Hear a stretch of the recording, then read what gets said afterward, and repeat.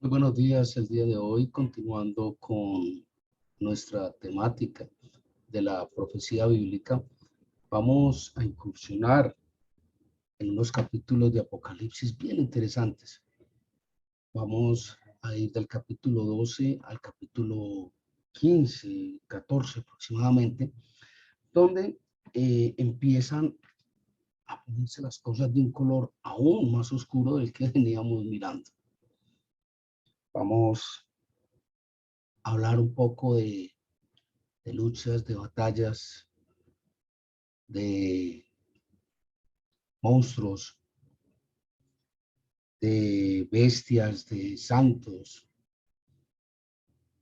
Bienvenidos. Padre, te damos gracias por esta oportunidad, este tiempo, Señor, esta posibilidad de ahondar en tu palabra. Clamamos para que tu Santo Espíritu, Señor, more en nosotros. Ponga tu palabra, Señor, y tu verdad en nuestros labios. Padre, no permitas que nuestra mente sea dispersa, que nuestro mensaje sea amañado, Señor, sino por el contrario, permítenos, Señor, llevar tu mensaje. Padre, ten misericordia de nosotros, ten misericordia de aquellos que no te conocen y ten misericordia de aquellos que aún conociéndote, Señor, seguimos en esa batalla cayendo, Señor. A ti sea la gloria, la alabanza y la adoración, Padre. A ti oramos en el nombre de Jesucristo, nuestro hermano mayor.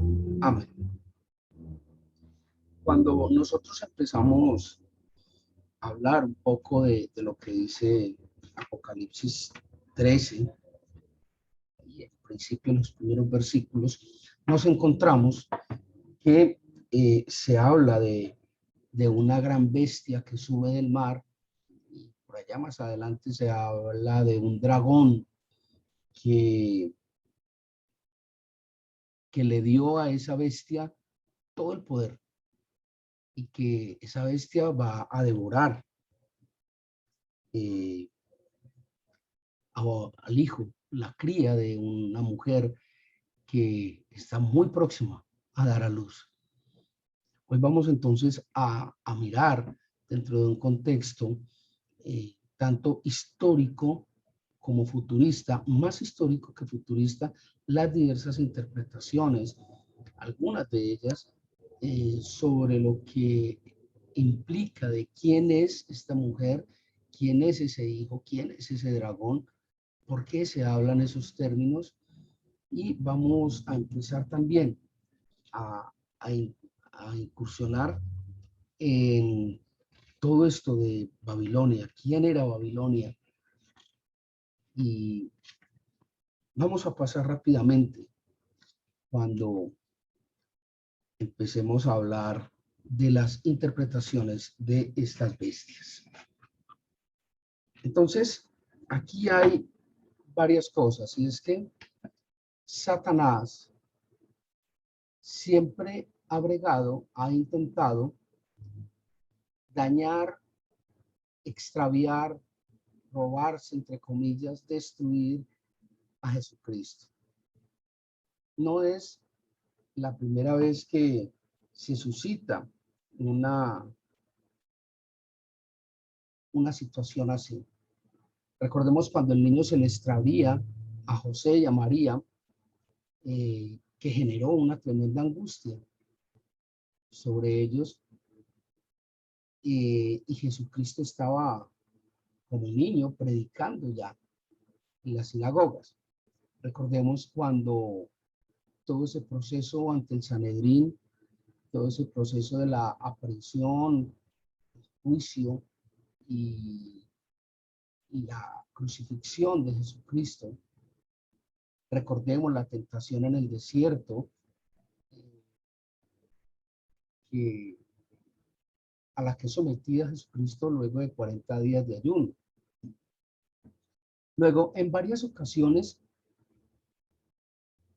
recordemos, se me pasaba cuando Nerón mandó a asesinar todos los primogénitos, estaba el niño recién nacido. Entonces, toda la vida ha sido una tremenda persecución, una tremenda batalla por permanecer en vida y mantener los objetivos del Padre Celestial aún a pesar de los obstáculos que Satanás ha puesto. ¿Qué relación tiene todo esto con el niño, el hijo que van a ser de esta mujer en estos capítulos? Pues ciertamente, y así lo comparto yo, este niño que está por nacer es Jesucristo. ¿Por qué razón? ¿De dónde sacar eso? Pues revisemos por lo pronto dos o tres condiciones que hacen que esto no sea tan descabellado, no sea tan desproporcionado. El primero, como lo dice Apocalipsis 12:5, este niño que van a nacer tiene como objeto, como finalidad, gobernar sobre todas las naciones. Y durante varias partes de la escritura se menciona que Jesucristo, Dios, es quien gobierna todas las naciones. En segundo lugar, lo encontramos allí, continuo al mismo Apocalipsis 5, dice que este niño, este rey de reyes, escapa de Satanás y es escondido en el trono de Dios. Y el que está sentado en el trono de Dios es Dios. Jesucristo es Dios. Recordemos lo que dice Juan 1:1. En el principio era el verbo y el verbo era con Dios y el verbo era Dios. Ciertamente el verbo, la acción de la obra de Dios es Jesucristo. ¿Listo? Entonces, ¿qué es lo que ocurre? Aquí podemos observar también en Apocalipsis 12:17 que hay un juicio establecido muy claro y muy contundente. Ese juicio que se establece allí es el que hace referencia a que todos los que forman parte de esa iglesia de Jesucristo, como Satanás no pudo engañar ni llevarse a Jesucristo fuera del plan de Dios, entonces Satanás inicia una guerra en contra de los seguidores, de los hijos adoptivos de Dios, de aquellos que siguen los mandamientos. Dice la versión que tengo acá a la mano, Apocalipsis 12:17, dice, a todos los que obedecen los mandamientos de Dios y se mantienen firmes en su testimonio de Jesús. Es a ellos a quienes les va a hacer la guerra, les va a hacer la vida imposible. Y es ahí donde hay que tener valor, ser valiente y esforzado para poder enfrentar este tipo de situaciones. Empecemos por ver todo este proceso del niño que nace. A título muy personal, y pues ni más faltaba, sin ser ninguna autoridad en la temática, ciertamente para mí este parto, este hijo de esta mujer, dentro de mi pobre apreciación, no es más que la llegada de Jesucristo por segunda vez a la tierra, la segunda venida de Cristo. Y esta mujer que está próxima a dar a luz, no es más que la iglesia. Recordemos que los temas de profecía bíblica, mujer representa iglesia, ¿sí? Y la iglesia espera la llegada de Jesucristo, la segunda llegada de Jesucristo. Y Satanás va a tratar una vez más de acabar con todo este evento, como él lo considera, y lo encontramos allá en Apocalipsis 12:9, cuando dice que el dragón intenta comerse al niño. Y recordemos que más atrás se habla de que este dragón es la bestia, la serpiente antigua, llamada Diablo, Satanás, ¿sí? Y ese niño es el que trae esperanza. Y ese niño es el que tiene el respaldo permanente de parte de Dios.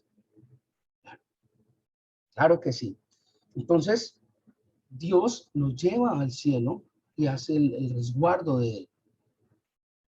Hace allí la protección de ese niño, que, recordemos, identifica plenamente a Jesús, a Jesucristo. Entonces, miremos la forma en que Juan empieza a describir estos angustiosos dolores de María cuando en estas repetidas ocasiones el diablo, Satanás, trata de destruir la obra de Jesús. Miremos qué es lo que ocurre.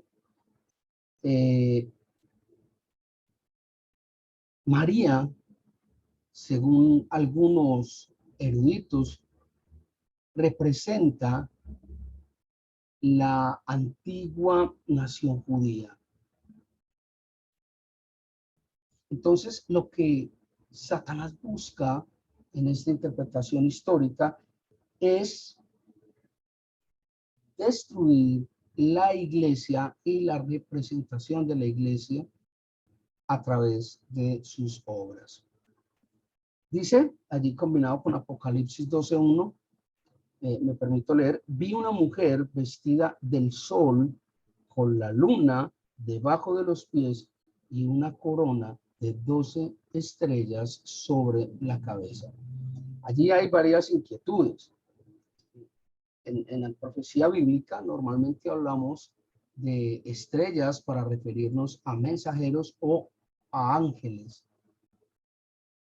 Pero surge una inquietud aquí, y es si esas 2 estrellas también de alguna manera hacen referencia a las 12 tribus de Israel.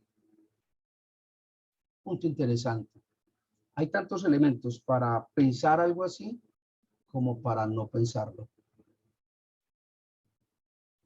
Esas 12 estrellas sobre la cabeza es la representación, de alguna manera, de las 12 tribus, de donde saldrán esos 144,000, recuerden que hablamos de ellos, para las bodas del Cordero. La nación elegida por Dios. Ahora bien, aquí hay un tremendo parecido, un tremendo símil entre lo que dice Apocalipsis 12:1 y lo que hay en Génesis 37:9. Qué interesante. ¿Por qué? Porque Génesis 37:9 dice, he aquí que el sol y la luna y 11 estrellas se inclinarán a mí. ¿Qué tiene que ver 11 estrellas con 12 estrellas? Recordemos que de las 12 tribus de Israel, 11 de las tribus no funcionaron adecuadamente. Y solamente una de ellas, la de Judá, fue la que logró de alguna manera mantenerse en pie. Allí hay pues una relación que para mí no es muy clara, pero que llama la atención. Continuemos adelante.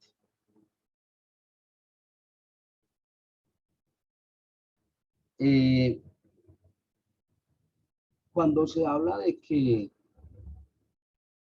el niño escapa, algunos historiadores como Eusebio establecen que ese niño que escapa no representa nada más que la reconstrucción durante 3 años y medio de la tierra y el pueblo judío. Recordemos que Jerusalén fue destruido hacia el año 70 por el Imperio Romano. Entonces, Eusebio y algunos historiadores manifiestan y sostienen que, hombre, no, eso no está haciendo referencia al Mesías. Ese niño que está próximo a nacer es la reconformación del pueblo de Jerusalén, el cual, insisto, llevó cerca de 3 años y medio, ¿sí? Hay otros puntos adicionales sobre este tema, y es que cuando la mujer huye del dragón, algunos historiadores, insisto, no todos, establecen que este evento que describe Juan allí no es más que el evento de la huida del pueblo judío cristiano ante la invasión del Imperio Romano. Allí pues hay dos elementos históricos que son de alguna trascendencia, alguna relevancia, que ya cada uno sacará sus conclusiones, cada uno evaluará, estudiará más o estudiará menos para poder determinar con cuál de estas corrientes históricas se acomoda más fácil, ¿sí? Allí hay otro punto en Apocalipsis 12:15, donde dice que el dragón trató de ahogar a la mujer con agua que salía de su boca. Dice la cita: el dragón trató de ahogar a la mujer con un torrente de agua que salía de su boca. Aquí hay dos interpretaciones desde el punto de vista histórico. La primera de ellas hace referencia a que el dragón, que es Satanás, a través de iglesias de falsa doctrina, de falsos profetas, salidos de la normalidad de la gente, del pueblo, tratan de ahogar la sana doctrina. Recordemos que cuando hablamos en profecía de aguas, de mares, sí, en términos generales de agua, estamos hablando de pueblos, naciones, gente. Es por eso que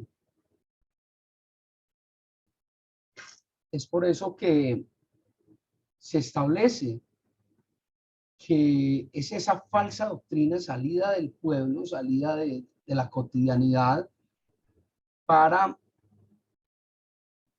destruir la sana doctrina de la Iglesia de Cristo. Entonces, allí hay un planteamiento, ¿no? Hay otros eruditos históricos, historiadores, que, por el contrario, dicen que este evento representa a los refugiados judeocristianos que lograron cruzar el Jordán para poder ser salvos. Entonces, allí, una vez más, se nos aparecen dos elementos donde, insisto, cada quien evaluará con cuál de estas corrientes que hacen interpretación de la historia respecto a estos eventos de Apocalipsis es el que desea seguir o interpretar. Son realmente un poco diferentes, ¿sí? Pero ambos, insisto,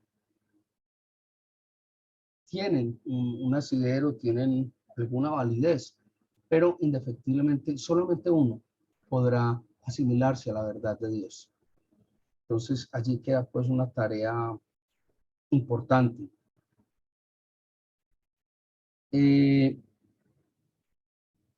Hay un elemento frente a la segunda venida de Jesús en todo esto.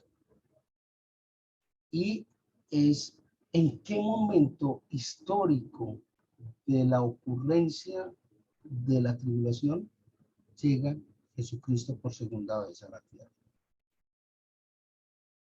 Ya vamos a ver un poco más adelante el porqué de este tema, de esta inquietud. Hay ciertamente una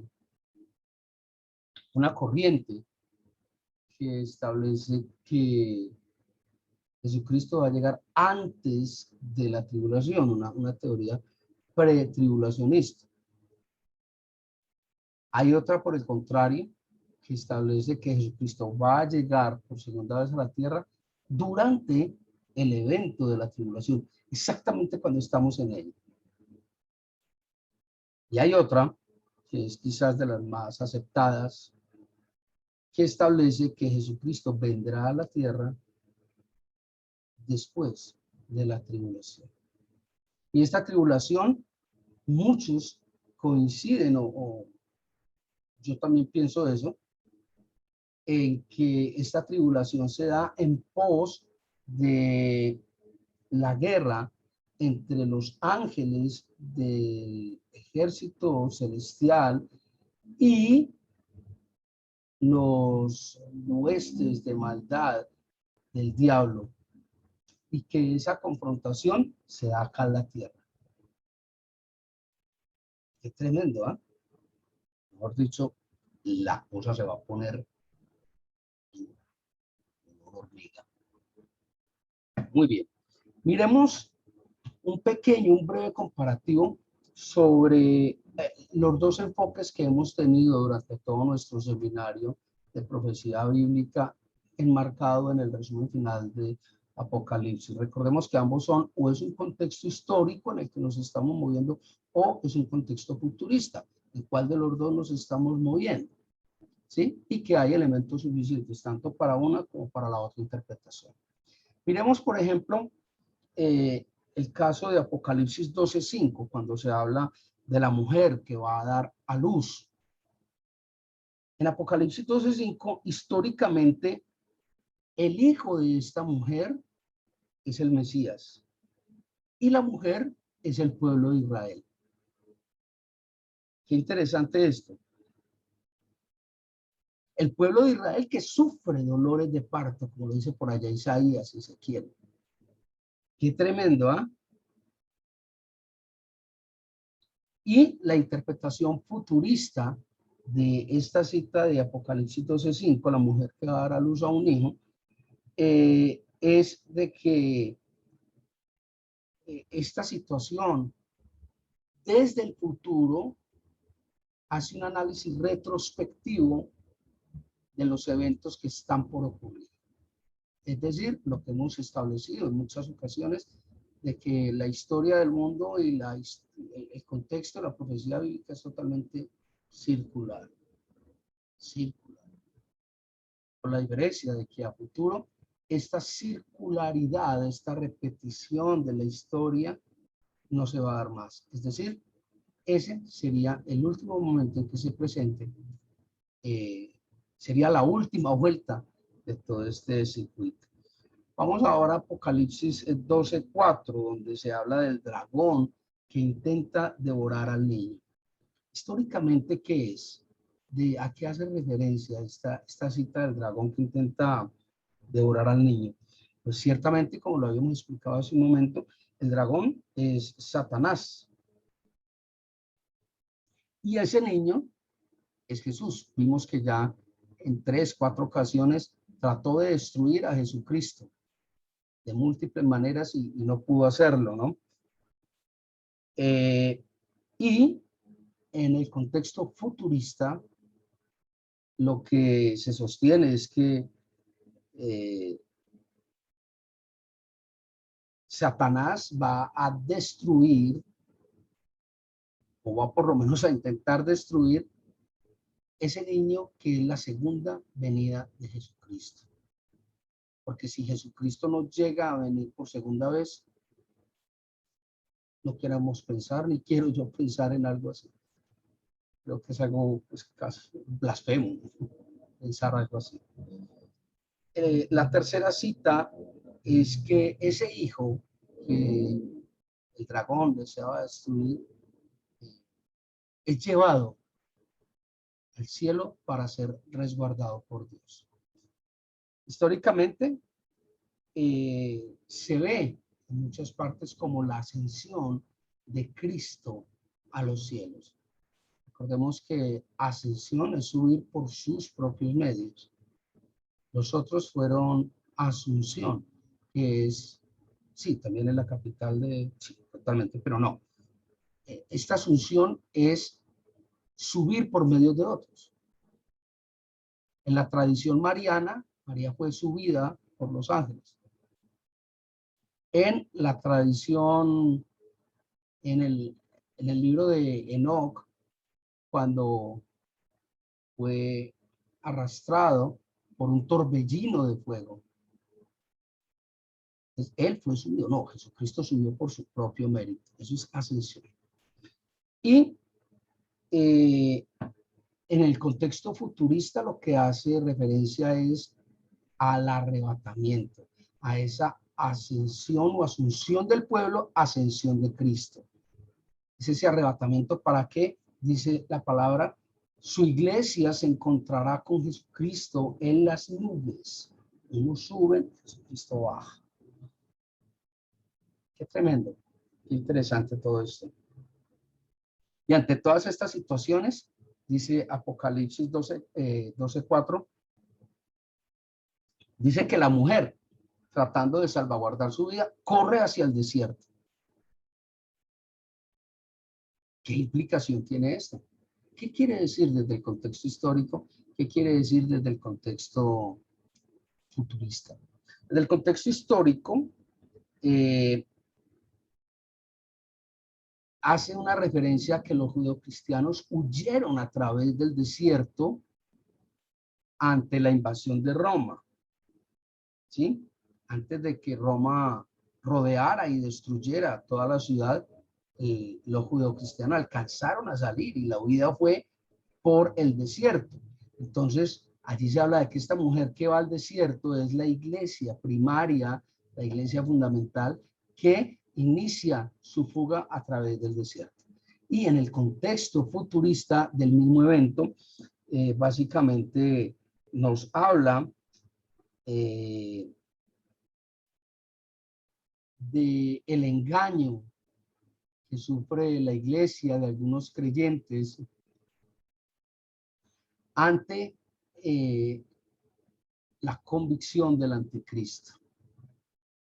Recordemos que anticristo como tal es todo aquel que está en contra de los principios de Cristo, de los principios cristianos, ¿sí? Y ya vamos a ver más adelantico qué tiene que ver ese número de la bestia, el 666. ¿O será 616? Ya vamos a ver. Entonces, allí se manifiesta desde el contexto futurista de que la iglesia real de Cristo va a ser engañada en su doctrina por una falsa doctrina traída por un anticristo. La siguiente cita, que es Apocalipsis 12:17, encontramos que el dragón ataca o inicia la guerra en contra de los otros hijos de la mujer. ¿Recuerdan cuando hablábamos ahora en la parte inicial introductoria de que como no pudo destruir a Jesucristo, entonces arranca a hacerle la guerra a todos aquellos que le sigan, a toda su iglesia, a los que siguen sus estatutos, leíamos por allá atrás. Históricamente, a lo que hace referencia es a la permanente batalla de Satanás en contra del movimiento cristiano. En otras palabras, en contra de la iglesia de Cristo. La iglesia, ciertamente, somos nosotros. El concepto futurista, como les decía, es de que con el poder de la bestia, el anticristo empieza la persecución contra los cristianos, que tan claramente está descrita allí en Apocalipsis. Muy claramente está allí descrita. Bueno, hay otro evento que está en Apocalipsis 12, por ahí entre el 7 y el 9, que hace referencia básicamente a que Satanás cae del cielo. Satanás, cuando cae, pierde la guerra. Entonces, históricamente, ¿de qué nos están hablando? Futuristamente, ¿de qué nos están hablando? Históricamente, esto hace referencia a que Satanás ya no tenía poder alguno para juzgar a las personas. Y allá hay un punto bien interesante, y es que esto se da cuando Cristo muere, Satanás cae. Qué tremendo. Justo cuando Cristo muere, Satanás cae del cielo. Entonces pierde la potestad de juzgar a los hombres. A los hombres que aceptaron la muerte de Cristo como pago de la deuda del pecado. Interesante esto. Y futuristamente esto hace referencia básicamente dentro de la corriente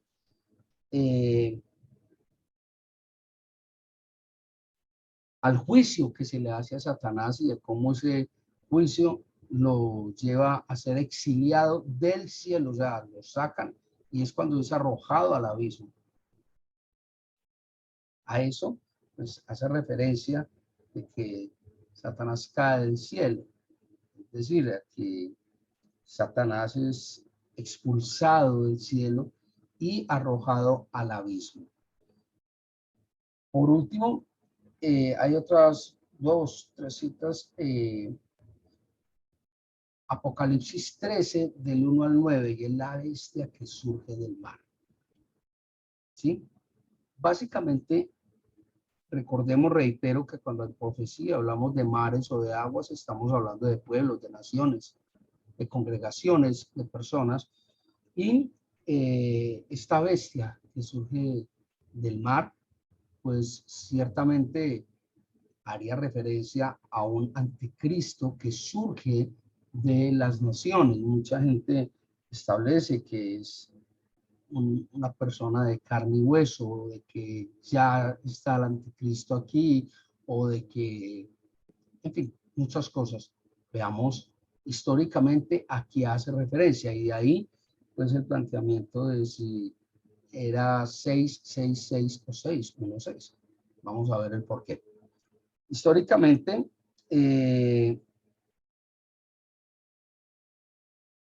Roma, con lo que hizo en el pueblo de Israel, básicamente desaparece Israel del mapa político del mundo. Desapareció del todo. ¿Ah? Pero dentro del contexto futurista, se habla del gobierno del anticristo durante esos 3,5 años iniciales. Es ahí donde empieza la tribulación.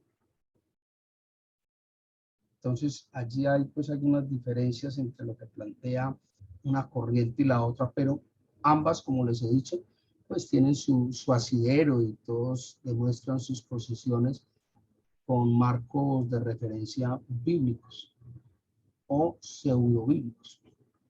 Todo depende cómo se quiera mirar.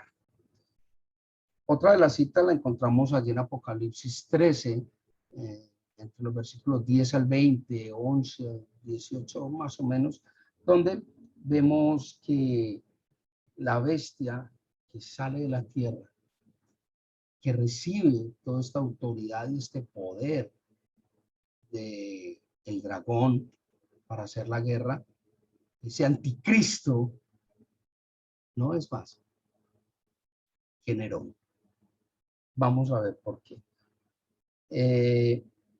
Históricamente, Nerón fue el primero de los romanos que inició esta persecución contra el pueblo cristiano. Entonces, allí encaja de maravilla.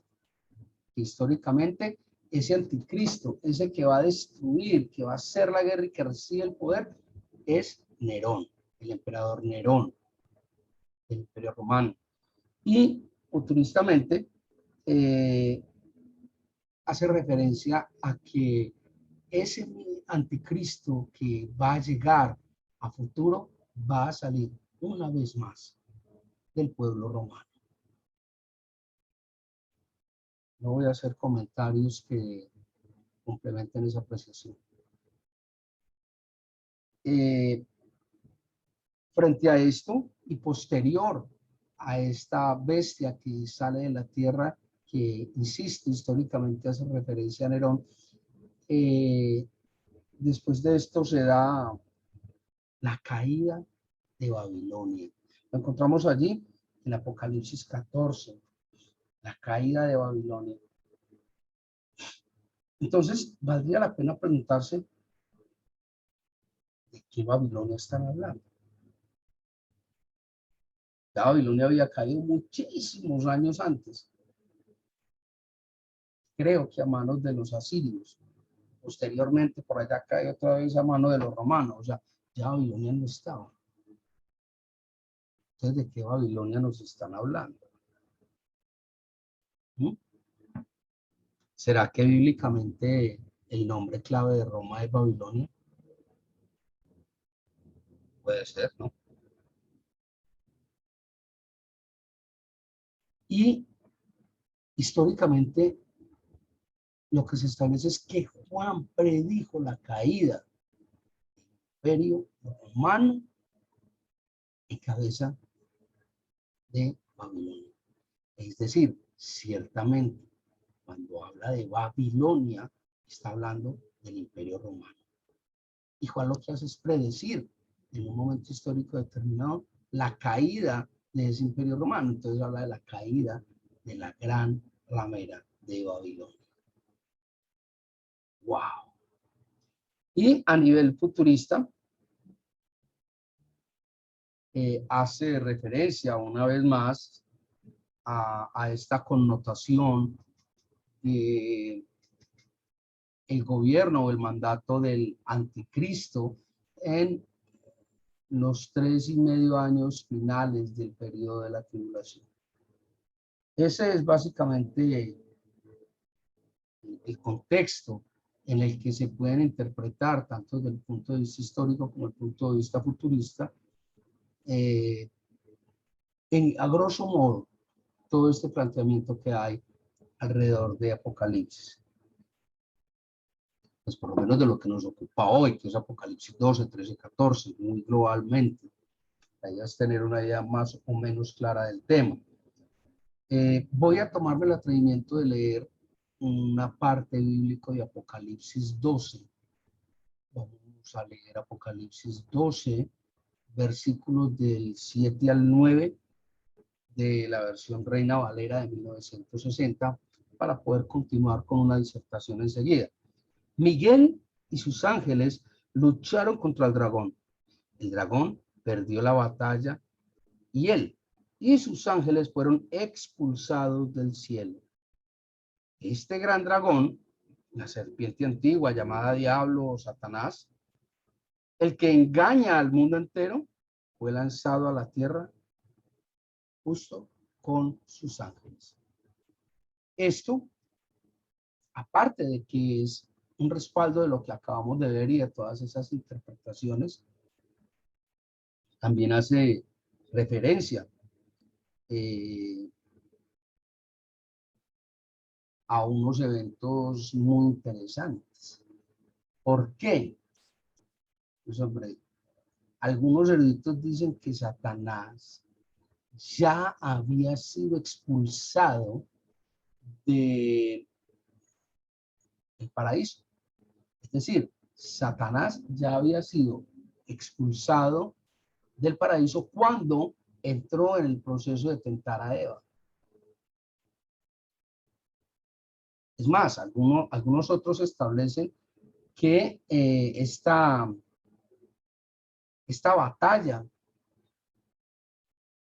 se dio en el momento de la expulsión de Satanás de los cielos, se ha dado durante todo el proceso histórico y se dará, por supuesto, a futuro en la gran batalla del Valle de Armagedón. Entonces, allí hay una serie de contextos que podríamos hablar encontrados, pero que están íntimamente relacionados con eventos que se describen a lo largo de toda la Biblia. O sea, no podemos decir que la Biblia tiene un primer volumen que se llama Antiguo Testamento y un segundo volumen que se llama Nuevo Testamento. No, la Biblia es una. ¿Sí? Ciertamente hay una tremenda diferencia entre unos y otros y la llegada de Jesucristo. Pero no por eso quiere decir que sean dos textos o dos compendios diferentes, no, en ningún sentido. Por el contrario, están íntimamente relacionados. ¿Listo? Hay otro aspecto que es interesante respecto a todo esto,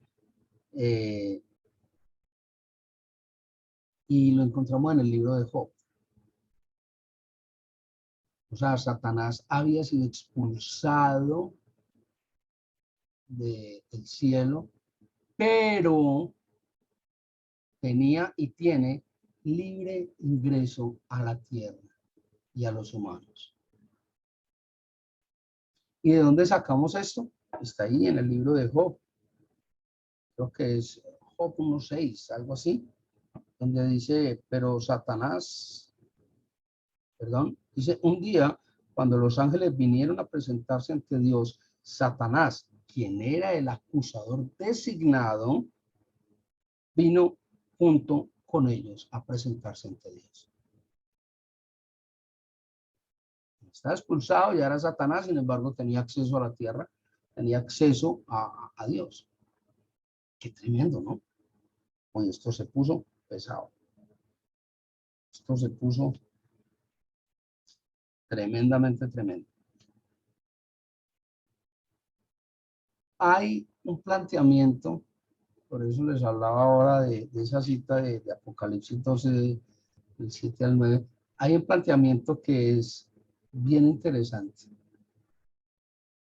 Y es que algunos consideran que Satanás aún está en el cielo. ¿De dónde sacar esta idea?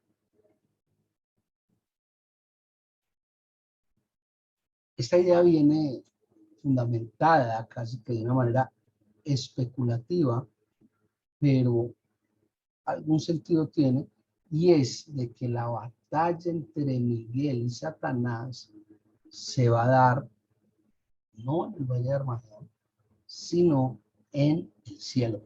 ¿Por qué? Porque son las huestes celestiales de Satanás las que van a dar esa batalla. Entonces, como que sí, como que no, pero como que también dice la cosa. Ahí fue donde yo me perdí. Y es, ¿qué tan sustentado es este planteamiento? ¿Qué tan ajustado es a lo que, por ejemplo, establece Daniel 12? Recordemos que habíamos visto que es muy importante, fundamental, diría yo, estudiar Daniel para comprender Apocalipsis y estudiar Apocalipsis para poder comprender Daniel. Y me refiero concretamente a la cita de Daniel 12, que dice en la Nueva Versión Internacional, se levantará Miguel, el gran príncipe protector de tu pueblo. Habrá un periodo de angustia como no lo ha habido jamás desde las naciones que existen. Tremendo. Aquí hay un planteamiento que es bien interesante. Y es que, mirando objetivamente y deteniéndonos un poco en las dos bestias, hay que empezar a mirar de qué están hablando. Aquí hace referencia. En Apocalipsis 13:1 y en Apocalipsis 13:11 se citan estas dos bestias. Miremos. La bestia que subía del mar tenía 7 cabezas y 10 cuernos. Y Apocalipsis 13:11 dice, la bestia de la tierra tenía 2 cuernos como los de un cordero. Me perdí. ¿Y a qué se referirán estas dos bestias conforme a esto que estamos mirando aquí? La bestia del mar, que surge del mar, algunos historiadores coinciden ¿A quién sabe usted es el Imperio Romano? ¿Por qué? Porque el Imperio Romano se transportaba para sus conquistas muchas veces y de una manera muy intensa a través de los ríos y los mares. Entonces, se dice que esta bestia que surge de los mares es nada más y nada menos que el Imperio Romano representado en el ejército romano. Y que la bestia que surge de la tierra, nada más y nada menos, es Nerón. Recordemos que en profecía, cuando nosotros hablamos de cuernos, o sí, de cuernos básicamente, cacho, cuernos, lo que hace referencia es a un tremendo poder.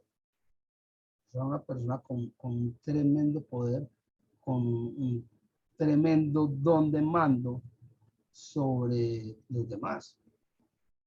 Entonces, aquí hay varias cosas que son interesantes respecto a todo eso. Miremos cada una de ellas. La primera de ellas es básicamente el Imperio Romano. Esa sería la primera de las bestias que vamos a revisar, el Imperio Romano. ¿Y qué hay con él? O sea, ¿de dónde sacar esta teoría de que la primera bestia hace referencia al Imperio Romano?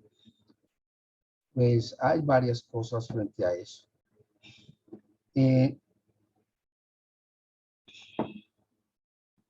Las 7 cabezas de las que habla Apocalipsis no hace más que referencia a las 7 colinas.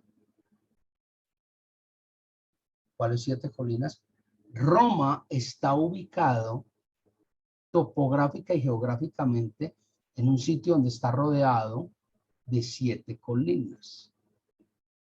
De hecho, en el turismo y en algunos libros historiadores de historia romana hoy día, se menciona y se conoce a Roma como la Città di Sette Colli, la ciudad de las 7 colinas. Entonces, ese sustento surge precisamente de ahí, de que esas 7 cabezas son las 7 montañas, los 7 montes que rodean la ciudad de Roma, ¿sí? Y se establece de que Babilonia efectivamente es el nombre clave para dirigirse al pueblo romano o al imperio romano, ¿sí? Hay allí una mención muy interesante en Apocalipsis 17, del 9 al 10, y es lo que históricamente se ha tratado de ajustar con los emperadores romanos. Dice allí en Apocalipsis, 7 reyes, ¿sí? Dice, también representan 7 reyes. 5 reyes ya han caído. El sexto reina actualmente y el séptimo todavía no ha llegado. Y es que al momento de Juan escribir Apocalipsis, por allá en el año 90, 95, después de la era cristiana, hasta ese momento histórico habían llegado 5 emperadores. Estaba el sexto y el séptimo aún no había llegado. ¿Quién iba a ser ese séptimo emperador? Nerón. Muy bien. Entonces, la segunda bestia expone dentro de un contexto histórico que esa segunda bestia no es otro diferente de Nerón. ¿Y por qué? Ah, y entonces, ¿qué pasó con el 666? No, venga un momento, o era 616. O sea, me perdí. ¿Cuál es? Recordemos que en las monedas romanas en algunos dracmas, aparecía la cara de César y aparecía la inscripción Nero César Augustus. Nero César Augustus. Y vamos a ver qué es lo que pasa con esta marca de la bestia. En algunas ediciones del Apocalipsis más antiguas, de hecho, en algunos de los rollos de Qumran, donde se menciona el tema, el número no es 666, el número es 616. Ah, hasta ahí nos llegó la dicha, porque entonces ya no es Nerón. Pare, claro que sigue siendo Nerón. ¿Por qué? Porque en el latín se escribe Nero Caesar. Entonces allí sí encaja 616. Entonces, si lo miramos como Nerón César en griego, cuando hacemos la conversión en los números hebreos y los sumamos, damos con el 666. Cuando hacemos la conversión del latín al hebreo, la suma de la representación numérica da 616. Independiente de cualquiera de los dos elementos, el punto es llegar a quién es el que está siendo representado en este tipo de interpretaciones.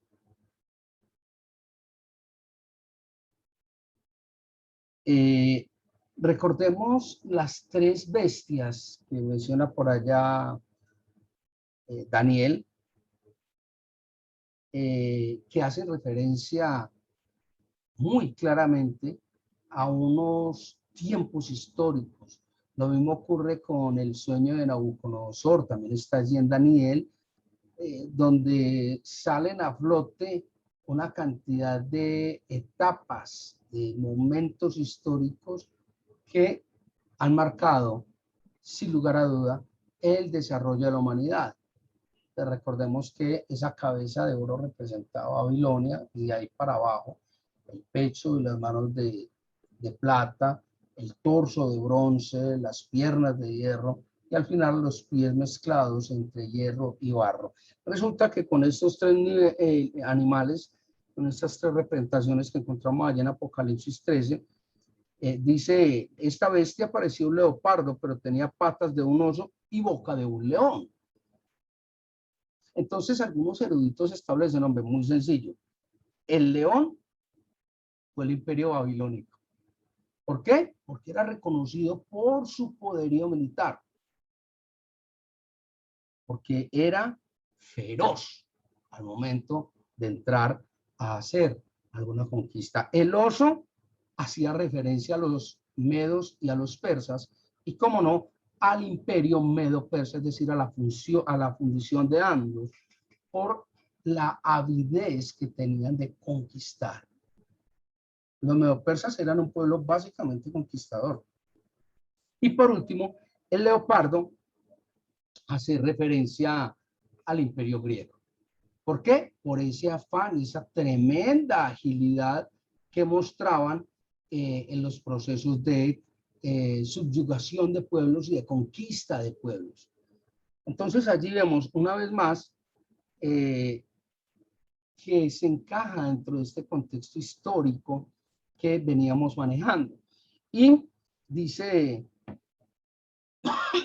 perdón, dice la palabra que esta bestia, que tenía esas tres características, era una bestia aterradora. Y claro, si nosotros empezamos a ver cómo eran los tipos de conquista del imperio babilónico babilónico, del imperio medo-persa y del imperio griego, pues son unas cosas escalofriantes. Realmente las descripciones son bastante fuertes, bastante tremendas. Con respecto al tema del anticristo,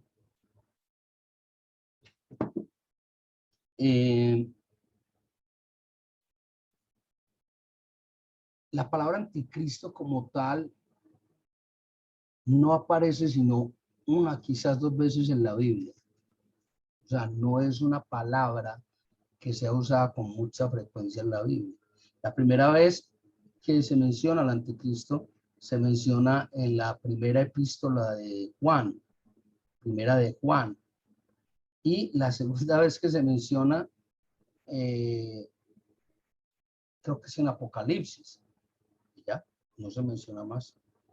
Entonces, de pronto ese anticristo no representa una persona en particular, con una marca en particular, sino que representa a cualquier genéricamente que está en contra de los principios de la ideología, de la Biblia, de la voluntad de Dios, de lo que representa a Dios. ¿Ah, sí? Entonces la marca de la bestia. ¿Ah? ¿Ah?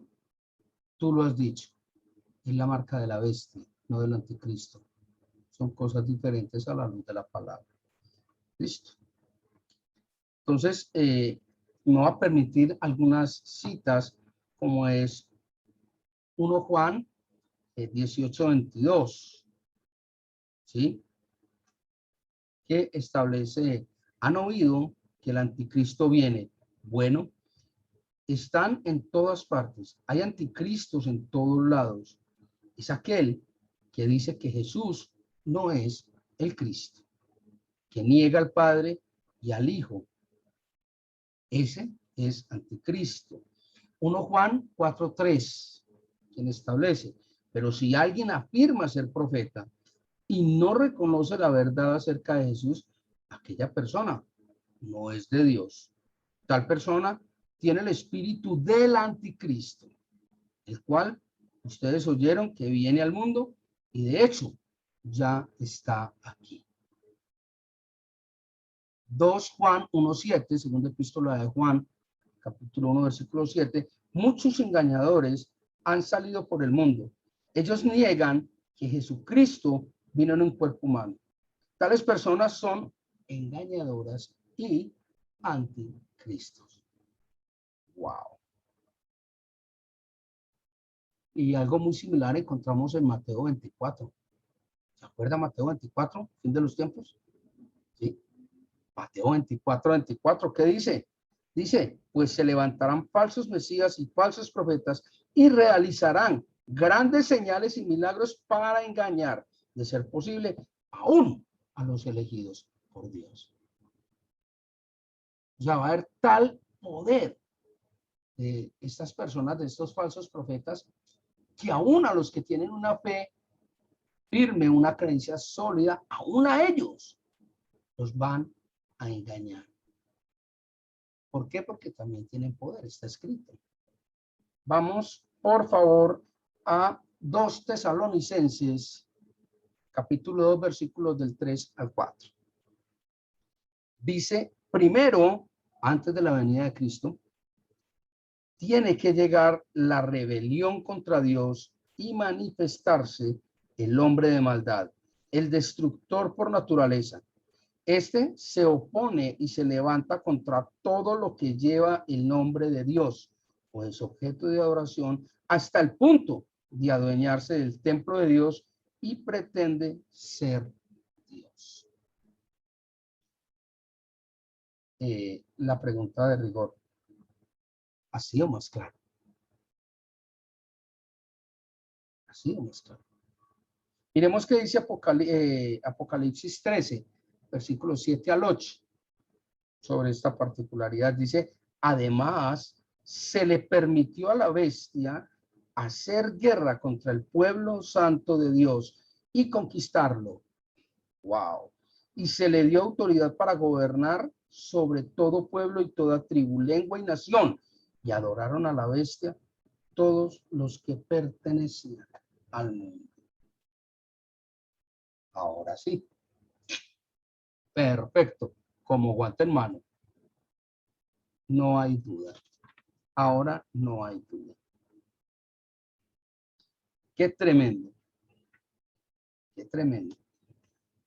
Hay un planteamiento muy interesante y es sobre la marca de la bestia. No nos has hablado de la marca de la bestia. No les he hablado no, pero vamos a hablar ya. Resulta que Juan utiliza en su libro de Apocalipsis, utiliza esta marca como un referente, como una moneda, como una inscripción para identificar a los seguidores de Satanás. Y dice que es como una moneda porque sin ella, sin esa marca, no se podrá comprar y no se podrá vender. Wow, embalados. Y aquí encaja el momento actual. ¿Acaso no es eso lo que estamos buscando? Una globalización. ¿Acaso es de que las cibercomunicaciones, las redes, las criptomonedas, todo eso no está apuntando a una globalización monetaria? Ya por lo menos en Europa debutaron. ¿Mm? Qué tremendo, ¿ah? Qué tremendo. Pero si bien es cierto, ese tema de la moneda mundial es un poco especulativo y lo acepto, claro. ¿Qué tal las tarjetas de crédito?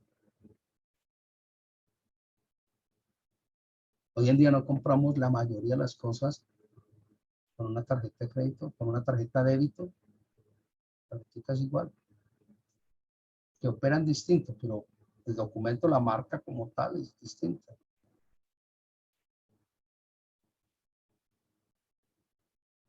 ¿Dónde estamos? ¿Hacia dónde vamos con todo esto? Sin embargo, algunos eruditos han tratado de dar otras luces frente a todo este proceso. Y han dicho, por ejemplo, que el anticristo, identificado como persona, ojo que ya habíamos visto lo otro, identificado como una persona, es el Papa de la Iglesia Católica Romana.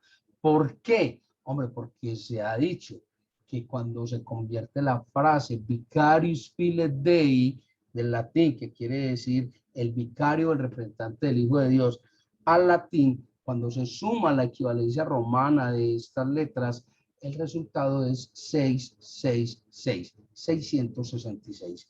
Otros han dicho, no, ese no es el Papa de la Iglesia Romana, no, ese man no, nada que ver con el problema.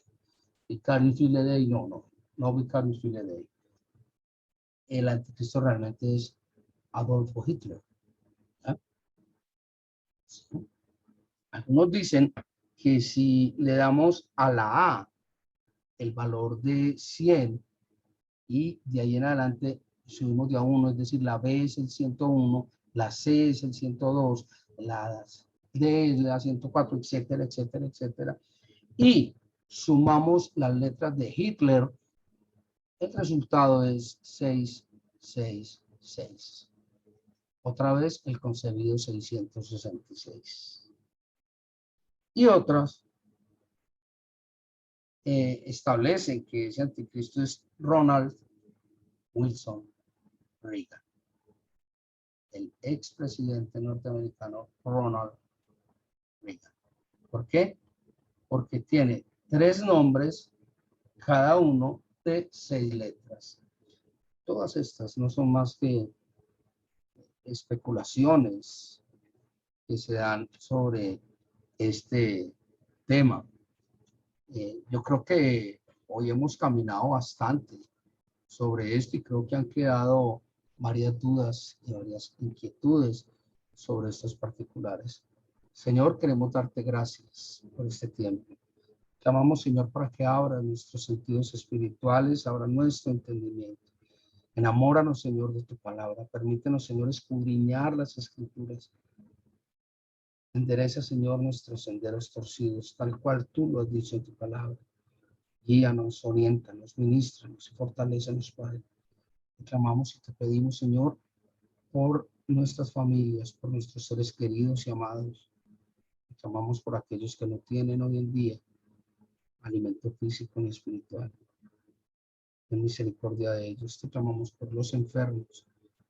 Te clamamos, Señor, por las personas que sufren angustia y dolor a esta hora. Te clamamos, Padre, y sea la alabanza, la adoración y la gloria en el nombre poderoso de Jesucristo, que es nuestro Señor. Amén. Que tengan un feliz resto de día.